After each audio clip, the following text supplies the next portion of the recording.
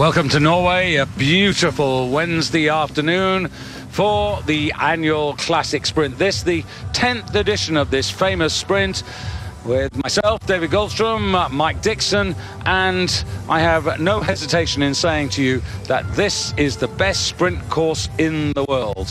Whether it's classic, whether it's freestyle, and it's usually classic, this is where design comes through to harmonize, to give the athletes the greatest challenge.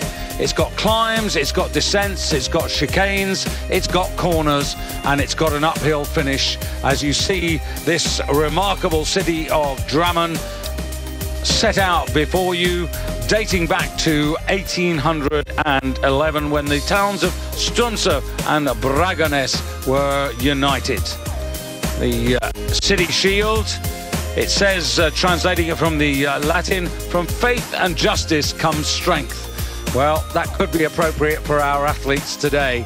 And the river here at the heart of the city, the fjord and the river, they've been the basis of this town, which is just 40 kilometers west of Oslo, or southwest of Oslo, about 30 minutes by train. 60,000 inhabitants, and many of them will be around here today to see this famous sprint, for which they turn off the understreet heating and they clean the streets before they put the snow down, and some 200 trucks bring the snow in to lay the course out in the marketplace, the city centre, where it rises up also to the cathedral. So a tremendous atmosphere, still filling up, and this is one of the great occasions. Dennis Herman, very fast qualification time here in Drammen. How do you like the sprint course? Yeah, the sprint course is really cool. I'm the second time here in Drammen. The weather is so nice today, and I felt good in warming up. And yeah, I don't think that the qualification will be so good, but not all athletes are on the finish line. Then we will see for the end result, and then I hope I can push hard in the quarterfinals. Nikita Kryukov, world champion from Val di Fiemme. Will it be another victory in Drammen? Yes, I'll try. The question of the day, is it skate skis or classical skis for the finals?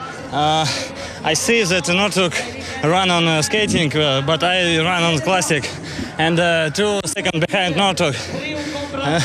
Now I will thinking and maybe change to skating.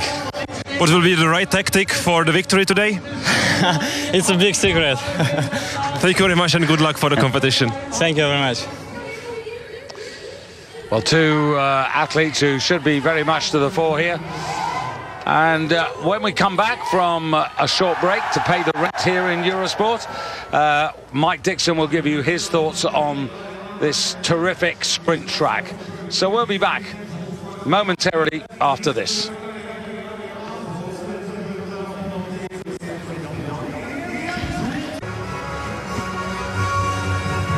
Welcome once again to Drammen, just 5 minutes away from the start of the men's and women's 1,300 meter classic sprints here in the heart of Drammen. Alongside myself, David Goldstrom, Mike Dixon. Mike, I think this is the best sprint course in the world.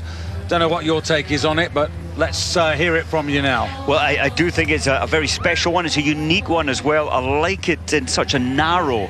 You've only got, what, about 500 meter length, and it just goes up and down almost this 500 meter with the slight extended rotation around the big kirk, the church. First 350 meters from the start line, David, it's all the only climb, the steep climb.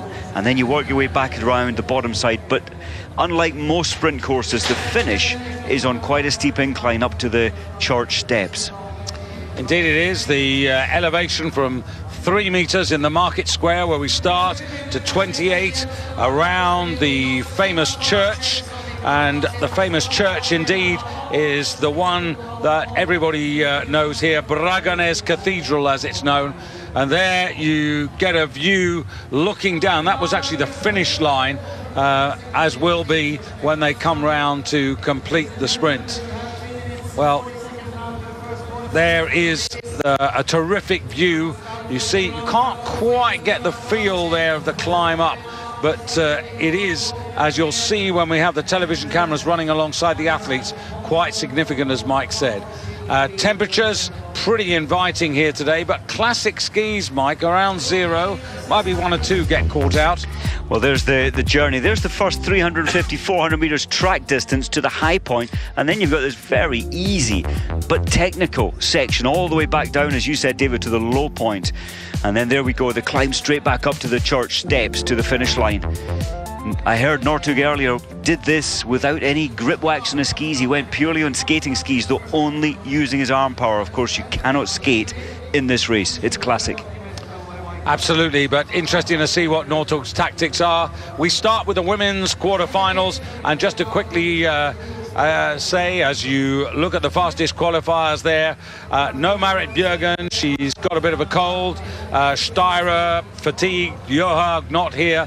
So actually things look quite good here for Justyna Kowalczyk to make hay whilst the sun shines and enhance her advantage in the overall season-long World Cup presented by Wiesmann, as she leads by 1,678 points to Johaug's 1,097, and technically only 6 races left.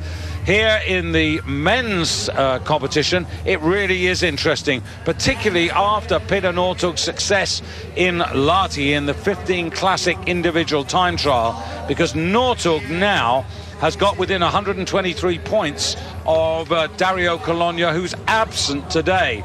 So this is a real chance for Northug to leap ahead of Legkov and close right up. He can't overtake Cologna, but if he was to get the 100 points, he'd be right on his tail.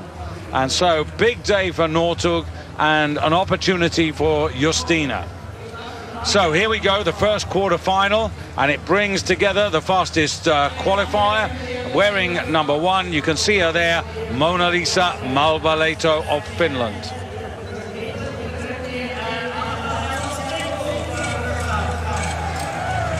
So we start the introductions for the first of the women's quarterfinals. Anastasia Dotsenko for Russia. Britta Norgren, who showed better form in Lahti over the past weekend. Maika Kaspersen-Faller, who is one of the major contenders in the sprint. She lies 4th, looking to squeeze on to the Crystal Glow program for the rest of the season.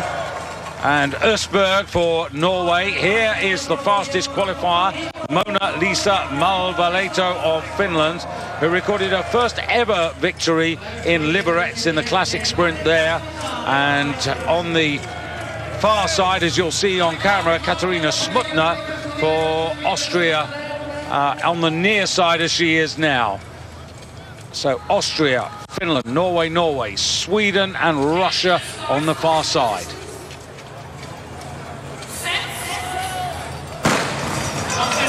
Good start, first 2 across the line to qualify by right, plus the best or fastest 2 losers from all of the 5 quarterfinals. 10 seconds just over gone, and it's all arm power because it's so flat here, David. It's just purely the arm power to pick the pace up. And Malvalehto taking it further than anybody, then into the, well, almost the running side, the diagonal gate as it's called. And she really is powering off strong, Malvalehto. She did this, David, remember, at the World Championship. She qualified as the fastest, but she got her strategies wrong as it went through to the final and finished in 7th. Yeah, the Finnish women who showed up terribly well in qualification, and we thought, wow, this is going to be some day for Magne Dahlen and his team. But then the waxing seemed to really let them down in the quarterfinals, and it was really disappointing. And Malvalehto in Val di Fiemme, she was pretty well the best of the lot. She finished in 7th place in the classic final. And it's quite an issue because remember, it's 2 hours ago since they ran out for the qualifying. Yes, the weather changes, there's less sun on the track now, so there are opportunities for the technicians to get it wrong. Here we are up coming round the high point. This is the 25-metre climb up to the back of the church there, and of course it's really good to have an advantageous position as you come round the back of the cathedral for the drop down, where you can really tuck down, be aerodynamic and also speed down, but also gain momentary recovery.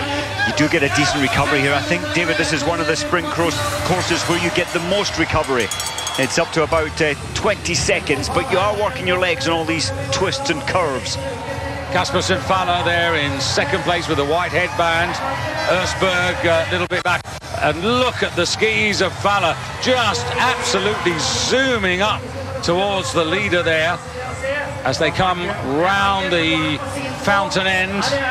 And that's Ersberg on the right, and on the left is Faller, and then Britta Norgren extreme left in the white suit, Smutner in the other red suit just behind, and Dotsenko is the one who's really struggling.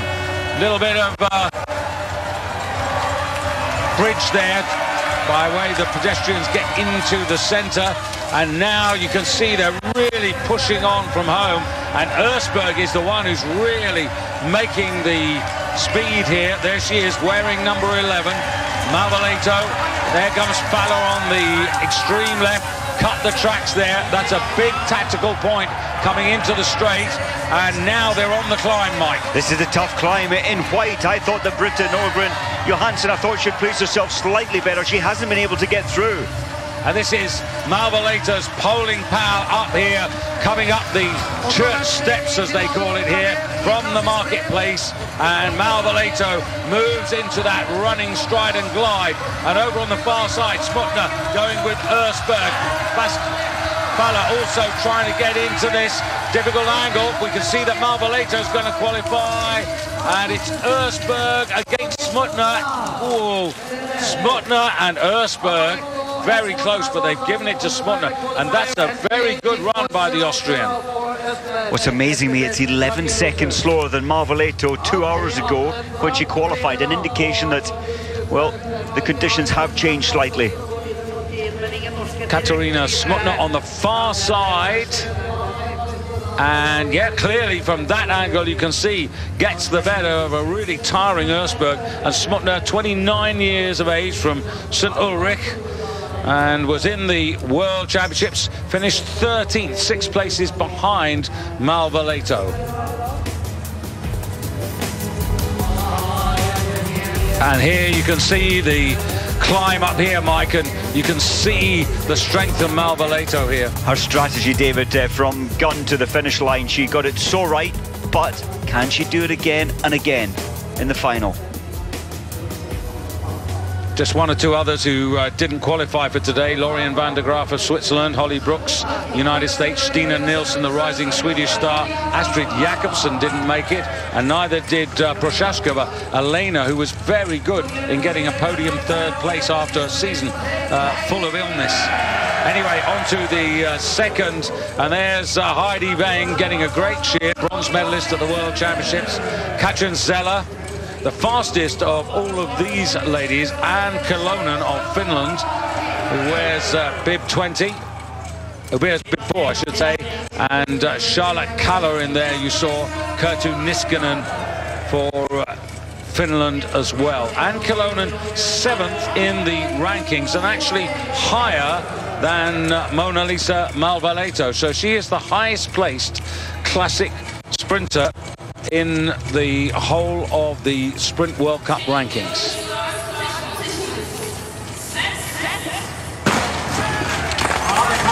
So Kilonen on the near side, going off there with her teammate Niskanen, and also going very strongly for Norway, Heidi Weng. Heidi Weng, who really has come, and there's almost trouble.